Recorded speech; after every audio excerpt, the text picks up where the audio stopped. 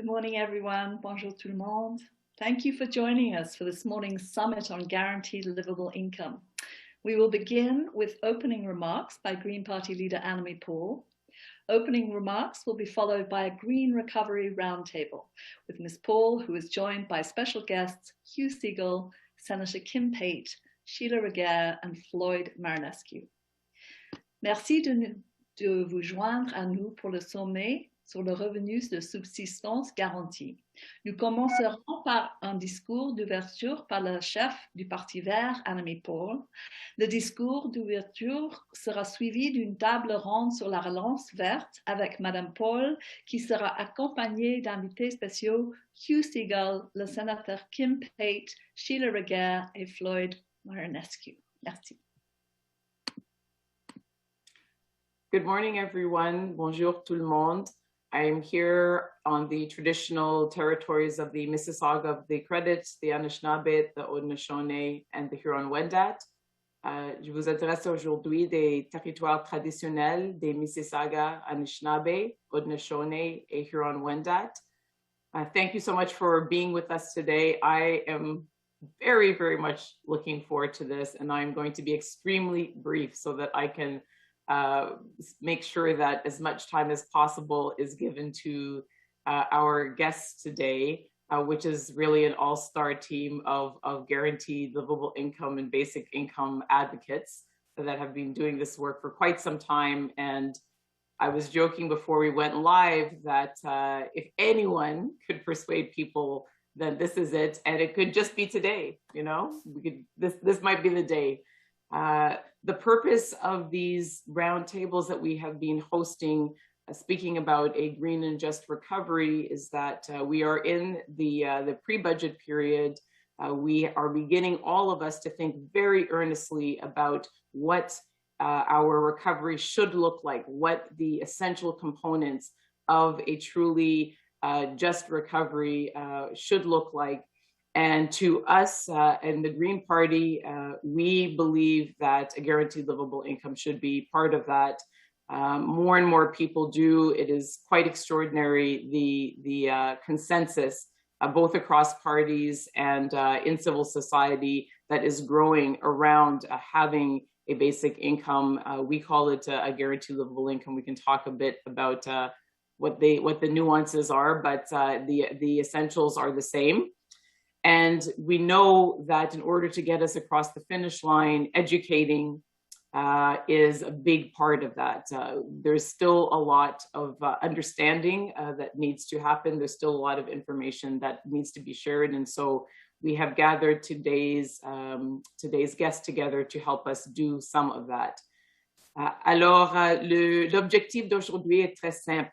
C'est d'éduquer, c'était de rassembler des experts, des militants qui sont là en première ligne pour proposer un revenu minimum garanti, exactement parce que c'est le moment de le faire. Nous sommes dans la pandémie, mais nous sommes déjà en train de considérer quels seraient les éléments clés d'une relance juste, une relance verte. Et notre avis et l'avis de beaucoup de personnes, soit dans les autres partis, soit dans la société civile, c'est que c'est en fait le moment d'introduire un revenu minimum garanti, exactement parce qu'il y a beaucoup de trous, beaucoup de lacunes qui existent encore dans notre filet social. Et un revenu minimum garanti doit être partie de remplir ces lacunes et de éliminer les trous. And so without further ado, I'm going to say a very, very big hello to, and you'll have to tell me how you'd like to address me. I've explained to Senator Pate that my mother raised me a certain way. And so it's Senator Pate, unless I'm invited to say otherwise, and it's Please just call me Kim. Okay. And the same applies to the Honorable Senator Segal as well. I only, first names by invitation only. So you let me know. Hugh is good, Annamie. Hugh. Okay. and also, excuse me, Floyd Marinescu from UBI Works, and also Sheila, sorry, excuse me, my voice this morning is failing me a little bit. And we're also thrilled to be joined as well by Sheila Regehr, who is the chair of the Basic Income Canada Network. We've been very lucky to have 3 of our 4 guests with us before. It has been inspiring and, as I said, a real education. So what I'm going to do is just ask each of you if you could just briefly introduce yourselves, and then we're going to just launch right into it. I'm going to ask, and again, in no particular order. Sheila, would you like to introduce yourself? Sure, thanks, Annamie. So I'm Sheila Regehr. I am the chair of the network, as you mentioned. I also have a history as a career federal public servant. So I'm really interested in how we actually get a basic income done. That's one of my key interests. Do you want me to say more? No, that's perfect. No, that is absolutely perfect. Hugh? My name is Hugh Segal. I'm at the School of Policy Studies at Queen's University. I had the privilege of serving in the Canadian Senate for 9 years, and also to be Chief of Staff to a Canadian Prime Minister. I have been advancing the cause for a basic income for decades, and I think that what we've learned during this particular pandemic tells us that the time to move is really now. Thank you very much. Kim? Yeah, thank you very much. Kim Pate. I come to you from the unceded, unsurrendered territory of the Algonquin Anishinaabe, and I'm very pleased to join you. The thing that most attracted me to the Senate actually was the opportunity to work on issues like guaranteed livable income because of the need to address the issues that lead to so many people being in the situations where I was working for the past 40 years, which is with those who are most marginalized, victimized, criminalized, and especially those who are imprisoned. Thank you. And Floyd? My name is Floyd Marinescu. I'm the CEO of C4 Media. We help software engineers get better at their practice around the world, and also the founder of UBI Works. My interest is in fixing the issues automation is causing on the labor market, which are driving poverty, driving more inequality. And basic income is a key component in a more sustainable future, in my view. Thank you so much for those introductions, and just launching right into it based on just a couple of things you said, even in those brief introductions. Why is now the time? Why is this the moment? For those of you who have been advocates for a number of years, and certainly pre-pandemic, what are the signs that we need this now? I'm going to start with you, Hugh. Well, Annamie, it's The Economist, which is not a left-wing magazine, as we all know, just did a detailed analysis of where the world is going economically after COVID, and then they did a special insert on basic income, about which they say the time has come, and their rationale is something with which I agree. Number one, what we learned during the pandemic in Canada, and I do give the government of Canada credit for what they did, liquidity in the hands of people who are living beneath the poverty line is the best possible guarantee of keeping a society and an economy going well. And the CERB and various other initiatives which the government brought in provided that liquidity, which is why we did not have miles of lineups for food banks as our American neighbors did. And now that we look at what an inclusive economy has to look like and how you shape that recovery, we know that we cannot afford to shape a recovery that leaves 10% of the population out, the 10% who now live beneath the poverty line. And we also know, because of other issues that have come to the fore in the last pandemic period, that the vast majority of people who live beneath the poverty line in Canada happen to be either Black or Indigenous or people of color, and they are the ones, generically, those living beneath the poverty line, who have the highest rates of infection, the highest rates of fatality from the pandemic. So the notion that we could go forward and shape an inclusive economic recovery and not do anything for them would make no sense at all. And I would think that there's a broad consensus in the country. The last polls I saw, about 74% of Canadians think it's time. And I think our political parties, wherever they may be on the ideological spectrum, understand the public interest. And I think they're going to be looking for ways to make this happen. And that's why it's time to work very hard to make sure they get a good exposure to why it's important. Yeah. It just seems that in every day, in every way, as I speak about whatever, housing, about COVID, that the reasons for a basic income become obvious. And just to echo one of the things that you just said, absolutely, it is just striking to me the as you said, the people that are being particularly impacted and who could be particularly helped by a guaranteed livable income. Senator, see, old habits die hard. Kim, Yeah. Kim, why, to your mind, is this the time? Why is the time now? Well, I agree with everything that Senator Segal, Hugh just said. And I'd say that, too many of the folks who are here in Ottawa don't understand what that looks like. The level of privilege to do the incredible work that was done during this period, produce CERB, but still ignore 1 in 10 means you either are doing it purposely or you're ignorant of it. And it's pretty clear to me that in most cases, it's not people being mean-spirited. It really is a lack of awareness of just how this impacts, that 90% of the people in this country who are working in minimum wage jobs cannot afford to rent a 1-bedroom apartment, or sorry, in 90% of the communities in this country. The fact that we have steps from Parliament Hill, homeless shelters where personal support workers, as Hugh said, many of them racialized, many of them women, who are living in homeless shelters while they're working full time in long-term care facilities. How can that be? How can we continue on and ignore these realities? And so I think there's ample evidence. It's also, what a great year it would be to do it. The 50th anniversary of the Kroll Report, which is a Senate report that introduced the idea of a basic income, in the wake of the Senate Finance Committee, as well as the House of Commons Finance Committee recommending this. And as we're heading into a recovery that we know will disproportionately impact women. And so the argument that Minister Freeland, the Deputy Prime Minister, is using is that we need a she recovery. Well, what better than providing an assurance that people will have the resources to be able to have housing, to feed their children, to clothe their children, and to provide opportunities for education.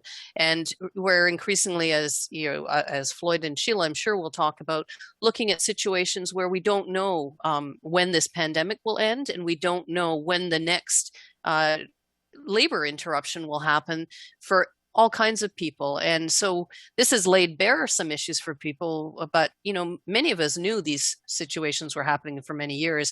And it's been a lifetime of working for you, for Hugh, for everybody on this call, of trying to address these issues. And now the Canadian public knows, now the Canadian government knows, now it's time to act.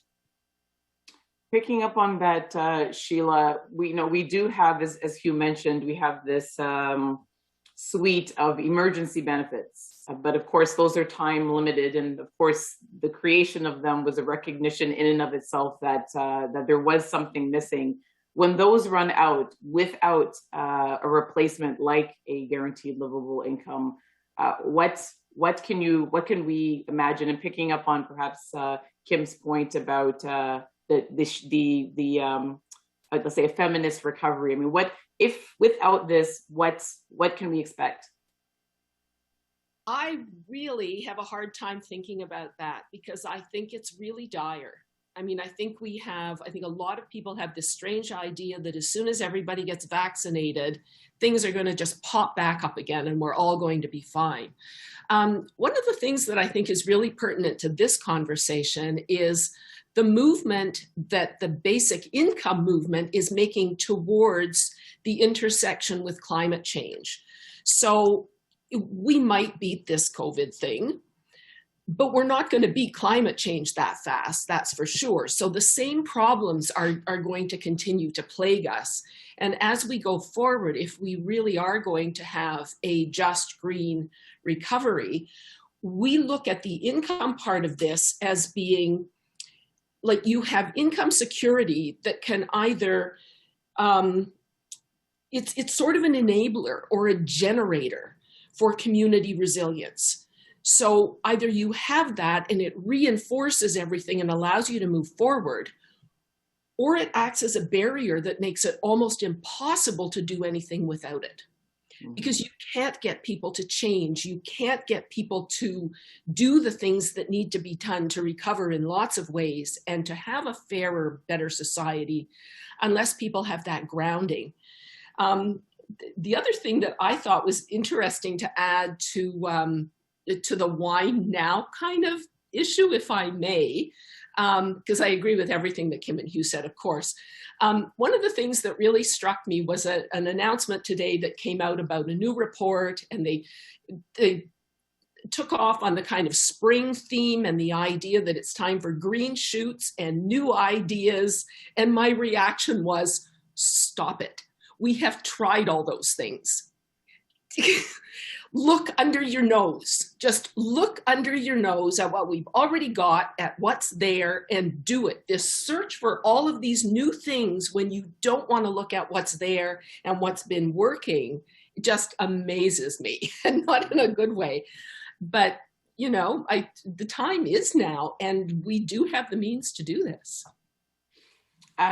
Just picking up on that, the time is now theme, and it's true, you know, why reinvent the wheel? I'm a big believer in that, by the way, Sheila. No need to reinvent the wheel when the good solutions are out there. I'm a big believer in that.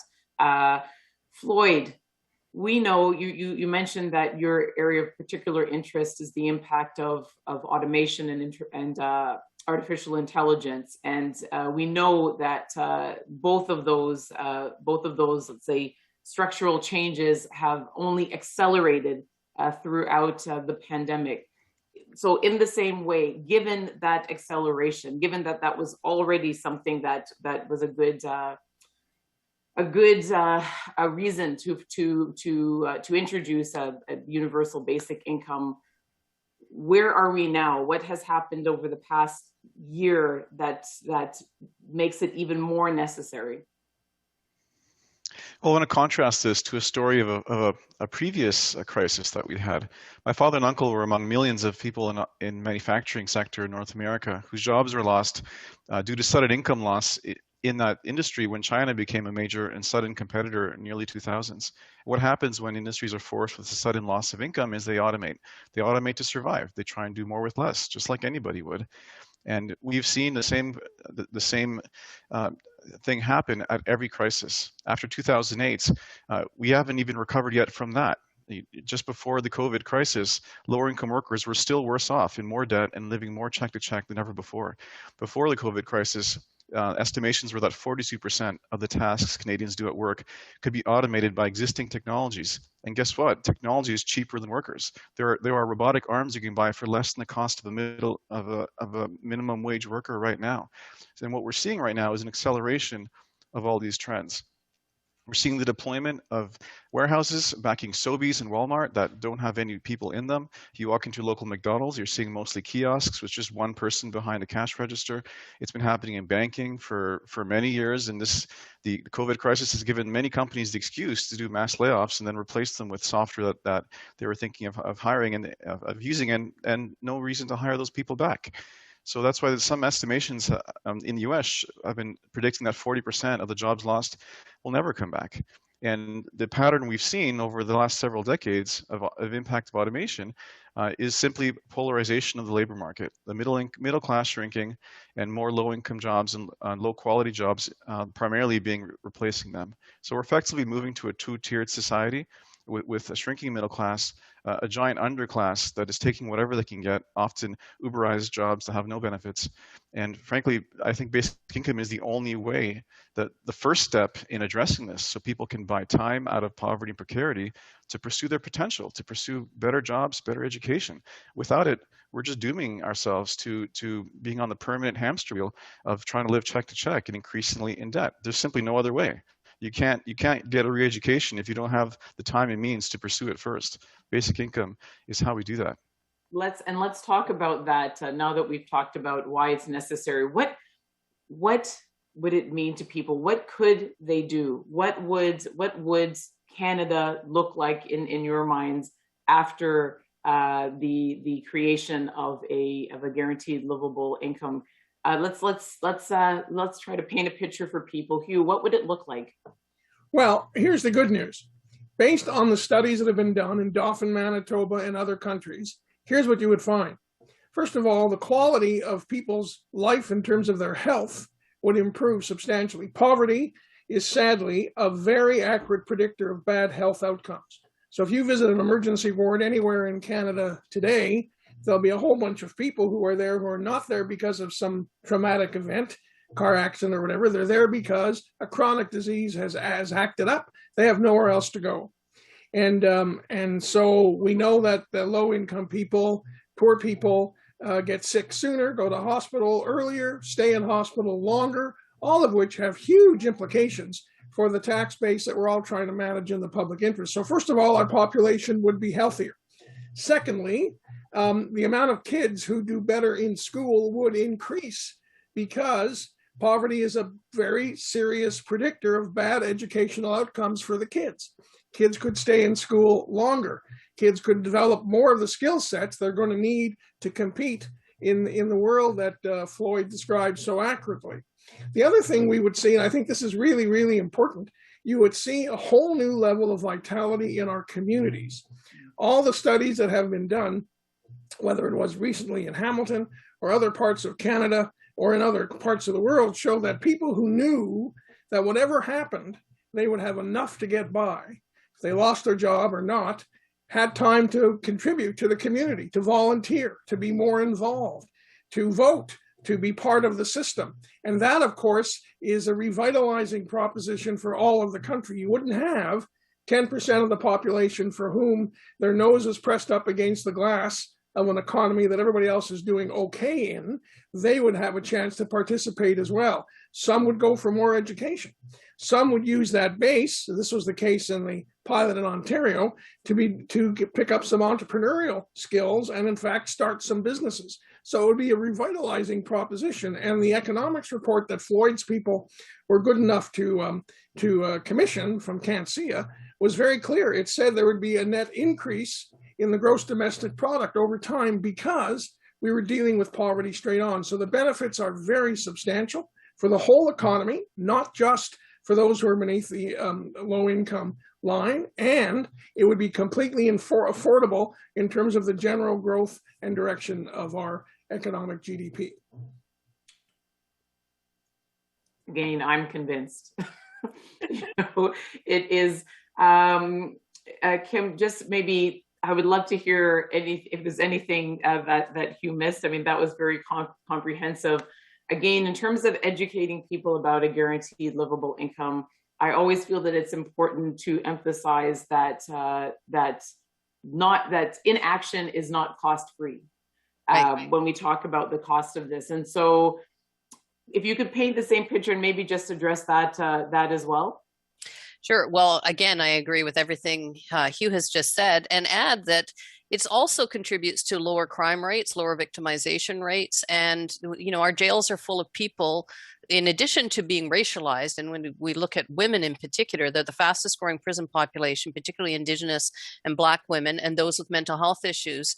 And yet when we think of public safety, we're not talking about hordes of women who have struggled with past trauma, who are, struggling to try and negotiate those realities. And so we could actually be providing opportunities. And when I was up north meeting with folks, and well, not just up north, but in a number of Indigenous communities, I heard from a number of the leaders and the elders in particular that something like a guaranteed livable income, a basic income, would provide opportunities for people who are on social assistance now, so they can't go out on the land, they can't go hunt, they can't go learn languages, they can't participate in the kinds of educational opportunities that Hugh spoke about as well, because in order to collect that assistance, they're supposed to stay in place looking for non-existent jobs in their communities instead of being able to further develop in educational ways, in cultural ways, in ways that contribute to the community. And so I think those are opportunities we need to look at. And a group of women I think they're out of Winnipeg, but it was a group of women who did a study on what it actually takes to stay poor. And it's full-time work. It's 12 hours a day of trying to negotiate inhospitable systems, from the food bank to the social assistance office to wherever else they have to go to try and get the meager bits that they are given, and it's exhausting and it's soul destroying, and it doesn't contribute to them, to their children, or to us as to the country or the community at large. And certainly, so in addition to all the economic issues, there are all these realities in terms of human cost. And in some of the international meetings that I've had the privilege of participating in the last few months, it's interesting, in particular, the women leadership who are talking about wanting to look at a new measure for economic or for recovery, not just the GDP, but also looking at human development indexes and the well-being indexes. And so I hope that we're moving in that direction, and basic income would help us get there as well. Absolutely. I'm just going to ask Sheila and Floyd as well about that. And maybe again to add another layer, because I think every time we have a conversation like this, it's always important to address the misconceptions or the elephants in the room. And of course, one of them is about the disincentive that a guaranteed livable income might create. So, and particularly, unfortunately, because of the kind of stigma that is attached to low-income people and racialized people as well, the presumptions about what this might do to disincentivize work. So as we paint the picture about what the future could look like with a guaranteed livable income, what do we say to those who say that this is a tremendous disincentive for people to go out and work? Sheila. Nonsense. Absolute nonsense. You're quite right. There's no evidence that supports that whatsoever.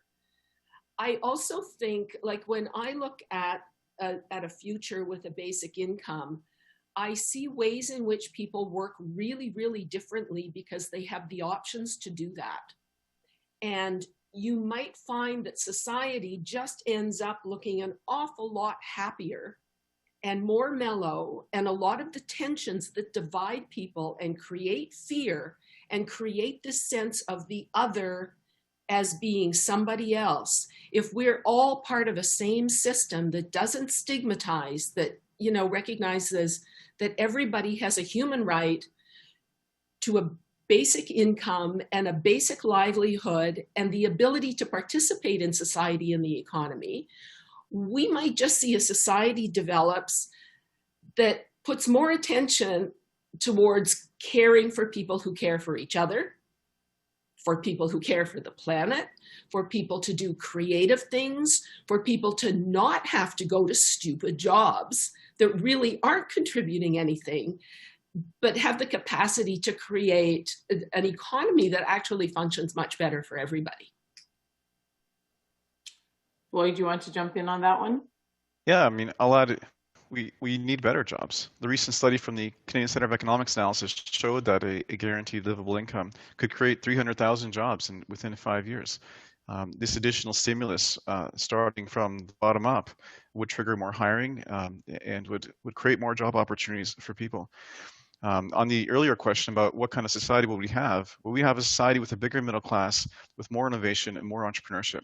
In 2018, I organized 120 Canadian CEOs to endorse basic income, and a quarter of them said that entrepreneurship should not be the domain only of children of wealthy people. And recently, Statistics Canada issued a report showing that income mobility, social mobility, is at an all-time low, meaning you're more likely to stay within the circumstances in which you were born. That's just not fair. I mean, I think equality of opportunity is a key desire, of a key aspiration for Canadians. And a basic income would allow everyone the chance to pursue their potential, to pursue new businesses, new ideas, retrain for better jobs. And that's the kind of society, frankly, I love to work in. And over the long term, increasing innovation is the only thing that increases productivity and enhances everyone's standard of living. So it's really crucial that we unlock people's ability to take risks, which is at an all-time low when half the country is living check to check, and it seems to be getting worse with every passing decade. So with all of this in mind, how do we get from here to there? How quickly do you think we can do this? What are the who are the actors that need to be involved? What are the intermediate steps to get us from here to there? I think that there are also those who are attracted to the idea but have a hard time imagining how we put the pieces of the puzzle together in practical terms. So given your expertise in that as well, I would love to know how you see, if we decided today, this is an ambition we have as a country, how long do you think it would take and what would we need to do, Kim? Well, I think we as we've seen with CERB, the government could pivot very quickly. And as the Deputy Prime Minister and Minister of Finance indicated in the speech from the throne, or as they've indicated, they want to go to an automatic tax filing system. Those two alone tell us that we're on the brink of being able to do this, if not already here. And we have PEI indicating, the Premier of PEI and the province wants to proceed. So we could pilot implementation, not have a new pilot project, but pilot the implementation of this in PEI in much the way Medicare started in Saskatchewan. And I suspect, and certainly those of you who have worked on this much longer than me can confirm that I suspect once it rolls out, everybody will want to be part of it, because as you've already mentioned, this is an international discussion that's happening, and Canada was seen as a leader in Medicare. We should also be a leader in this, and we can be a leader in this. And I think the time is well past due, but I'm happy if we start now. Yes, I as well. Hugh, what does it, as please apply your strategist mind to this. And I would just maybe, in terms of course, there's always the policy side, the mechanics, there's also the political side as well. What would it look like? What should it look like? Well, let me just say that in a minority parliament, with a government that has to get support from more than one political party to get its budget through, there is a tremendous opportunity, because we seem to have a few weeks yet until the budget comes out, for parliamentarians of all political affiliations. And to be fair, the Green Party has been on this file in support longer than everybody else, for which they deserve immense credit, to make it perfectly clear to the Minister of Finance that whatever else her priorities may be in the coming budget, if she's going to have a better recovery, if we're going to build back better, then there are various parties in the House of Commons that are going to be counting on a solid step forward on basic income. The Minister of Finance has a whole bunch of ways she can do this. I'm very much of the view that a national program like the Guaranteed Income Supplement for seniors, like the child benefit, which is run by the federal government, would be liberating in a host of ways. First of all, we all remember that the premiers have now said twice that they want from Ottawa $28 billion, new dollars every year, to sustain their healthcare systems. The provinces are now spending $32 billion every year on welfare programs which are inadequate and which are in some ways very punitive to the recipients. As was said earlier by Kim, if you're a welfare recipient in most Canadian provinces, you're earning from welfare less than half the poverty line. And if you try to find extra work to get more cash, you earn more than a couple $100 a month, you're going to have your basic welfare actually clawed back dollar for dollar. It's a powerful disincentive to work. The basic income is the opposite. It encourages people to work and to generate as much income as they can, with the tax system capturing as needs be as the income goes up. So that's a tremendous opportunity for the minister to say, we're prepared to deal with that $28 billion demand by bringing in a national program which allows all the provinces to collapse their welfare cash transfer in favor of a federal cash transfer. And as everybody who listens to this knows, there's only one taxpayer. We all pay municipal tax or federal tax or provincial tax. So what's saved in one place is a benefit in the other. That's the way I think we can proceed. And I think, minority governments have been a source of some very, very good public policy over the years. And the opportunity to push in that direction now, I think, is very real and very compelling. Particularly with what really seems to be a growing cross-party consensus around this as well. I'm hoping that all of you in your roles as advocates are working with the Liberal caucus, who seems very, very interested in some form of guaranteed livable income this should be something that we should be able to come together to do in the way that we have, as you said, minority parliaments in the past to do some of our most extraordinary work on social programs. I think Floyd and Sheila, I hadn't come to you yet about this.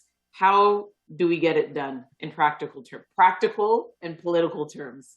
I think politically, we need to have an honest discussion with middle-income people about the impacts automation and these structural changes in the economy are having on them. Ultimately, they need to be on side with the vote. And we need to have a discussion about how the economy is changing and making life worse for lower-income and middle-income peoples. And we need to talk about the impacts of automation. We need to talk about labor market polarization, perhaps even mention the word fourth industrial revolution, because that does encapsulate everything that's happening, as well as an honest discussion about who should pay for it so it falls less on middle income workers. I think that's what's going to be needed to get this last mile towards a basic income. Sheila? Yeah, I want to build on what both Kim and Hugh said. Kim wants to start today. As Hugh said, we actually started yesterday, a long time ago. We have all of the ingredients in place. We've had them for seniors and for families with children running for a long time. We've got these models that we know work. And then as Kim said, with SERVE, it showed us we're developing this far more sophisticated capacity to be more responsive to people's changes in income that suits a working age population better than it does seniors. We've advanced a tremendous amount. So we've got all of these things in place.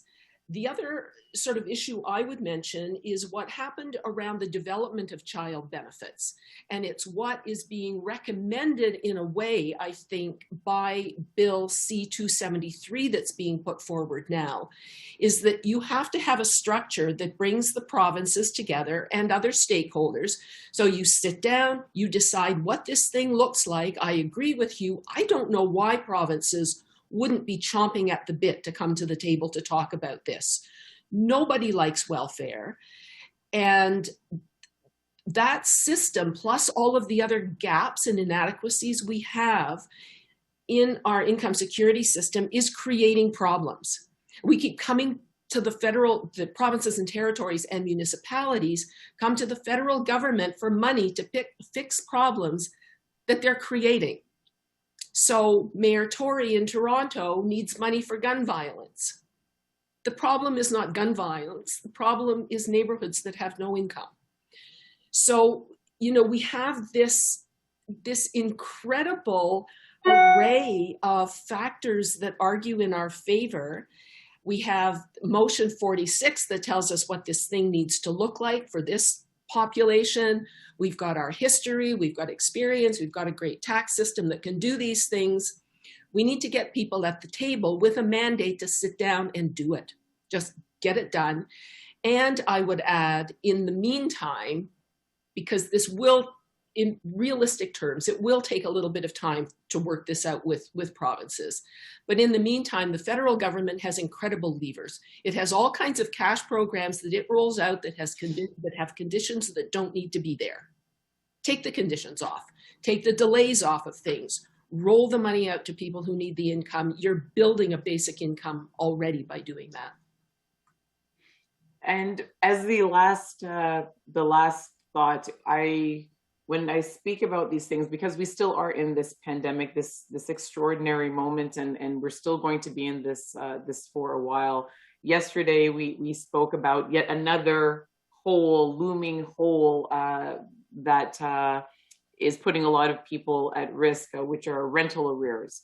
We seem to be running around trying to plug these holes individually when what is needed is really a holistic solution.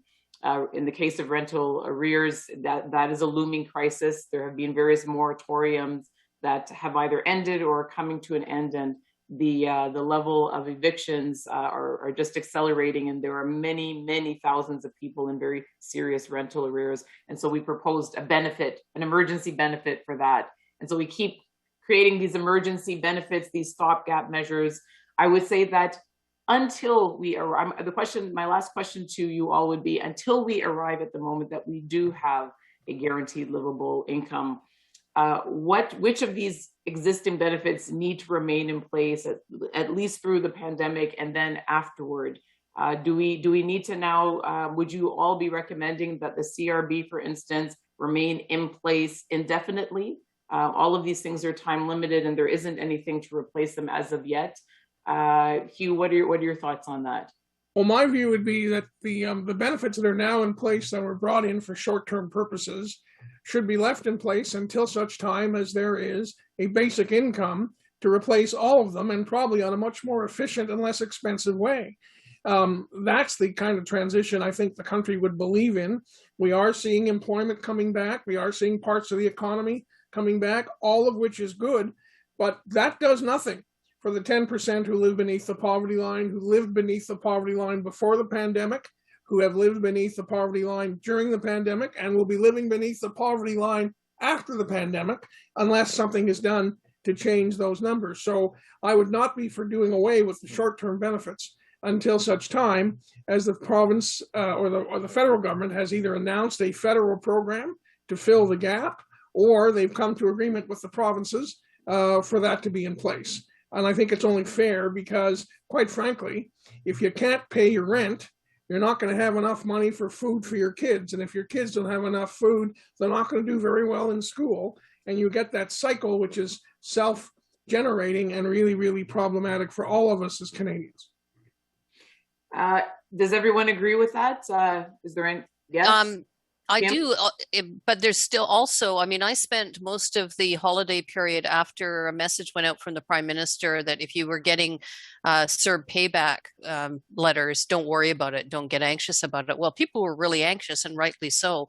A whole bunch of people got cut off social assistance, in particular disability payments. And so we have this growing group of people who are not just still struggling in poverty, as Hugh has mentioned, but it's a deeper, more entrenched poverty, and one where right now there's a number of them who aren't even eligible for the criminally low social assistance rates that do exist, because they've been not just had the money clawed back, but been kicked off because they were either it was intimated that they did something wrong.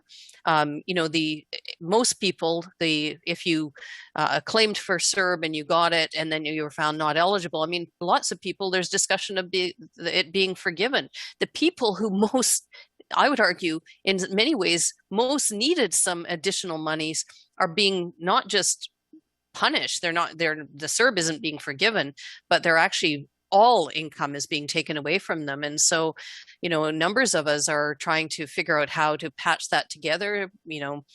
I'm probably not the only one who's taken from my own pocket, and I'm in a privileged position. I'm glad I can do that, but not everybody can, and not everybody's families and circles and communities can do that. So I think we need that and more. And the evidence from the Parliamentary Budget Officer about the costs of what these are going to be going forward, I think should provide added impetus for us to pivot as quickly as we can to, and rightly Sheila corrected me, to continue on with the expanding the existing guaranteed livable income initiatives, basic income initiatives that we already have.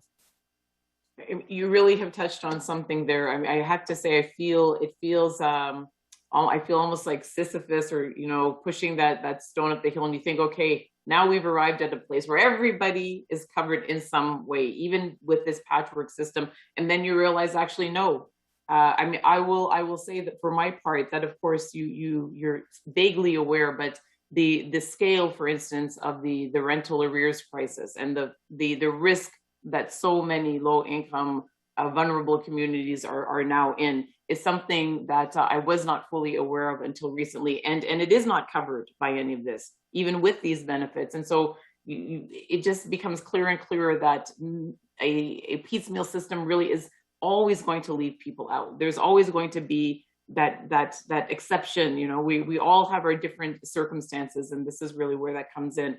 I'm just going to let Sheila, I was going to come to you, and Floyd as well. We're just wrapping up now, but any comments about this? And I saw the heads nodding when Hugh said we should keep these benefits in place, but if you wanted to add any final thoughts, please, Sheila. Yeah, I would say, I mean, you keep in place what's working and you learn as we go. CERB has flaws and it left people out. You need to deal with that. You can't just keep running CERB and not do anything else. you do need to fill these things in, and you need to move as quickly as possible to consolidate things. One of the recent report that came out highlighted that in some cases people had 192 different programs to deal with. That is time wasting. It is demoralizing that you can't function in a world like that, and everything else around us is so complex as well now. So the idea of streamlining and making everything fairer has to be a key objective in anything the federal government does now and on a permanent basis. So I think that's really important. I wanted to just mention just very, very quickly, a couple of other things that strike me, both for women and for youth. There was a recent report that Statistics Canada has shown that the death rate amongst youth is significantly higher than can be accounted for by COVID. And they're saying they don't know why. Maybe it's the opioid crisis. And I'm thinking, like, the opioid crisis isn't the cause. It's a symptom. So we've got these generations of people we're leaving behind. We've got women, we've got Black and brown people. Like, if we don't fix this really soon, the people that we really need in our society are being left behind. And it's, we need to move. Thank you, Sheila. Floyd, any last thoughts? The need for a basic income will only intensify. I think in a few years, we're going to see the impact of the rapid automation that has been caused by this pandemic, which accelerates trends. The previous recovery was called a jobless recovery. It took almost 10 years to reach the employment levels that we had. And even then, most people were not better off. In a few years, we're going to be seeing self-driving trucks, self-driving cars. We're going to see it, and people are going to see it right in front of them. And the kind of suffering that people are experiencing right now with being underemployed, underemployment being a major issue that is happening in Western economies, also linked to automation, is just going to become an unbearable crisis. And so I think, poverty for most should not be the future that people can hope for. People need hope. And I think basic income at this time will provide the long-term security for people to hope and aspire to something better. Absolutely, and I think that's an excellent note for us to end on today. And though this first to say that this is an ongoing conversation. This is something that we are very committed to. We believe, as you do, that the time absolutely is now. That there is a growing, thanks to the work that all of you have done, a growing consensus around this. And it is a key element that we have got to be talking about for the post-pandemic recovery, absolutely. And so I wanted just to say thank you very much for not only explaining why it is needed, but how we can get there, who will benefit, and why this really is, as Floyd said, and all of you have said in different ways, it's something that is quite hopeful, something that can generate a great deal of hope for the future. And I do agree that is something that is very much needed now. I especially want to thank you for the practical ideas. There are many things that I have experienced many times where we've been told that these things are idealistic. Yes, it would be nice in all things being equal, but it is just simply not doable. And so having all of you explain how it is doable and how we can, as I said, get from here to there is, I think, a very, very important part of the discussion. So we will be seeing you all again. Thank you very much. We are going to continue speaking about guaranteed livable income. We will always be ready to work with whomever is in support of this. I would love, for instance, to see a cross-party coalition come together to speak about how we get this done. It would be exactly what is needed, and we know that it would accelerate our progress. So if we can do that within the life of this Parliament, I think that would be extraordinary. And as you all said, it is doable. So thank you very, very much. Merci à tout le monde d'être ici avec nous aujourd'hui. Nous allons, comme toujours, entamer de faire une autre session en français aussi. Mais juste pour dire que c'était vraiment, vraiment utile d'avoir cette discussion, d'avoir un plan d'action, de comment arriver à notre objectif de créer une revenu minimum garanti et qui seront les bénéficiaires et pourquoi le moment est maintenant de le faire. Merci d'être avec nous aujourd'hui. Thank you so much to our guests again. Very grateful for your time as always, and we look forward to our next discussion. And with that, we are going to say goodbye to those who've joined us on Facebook.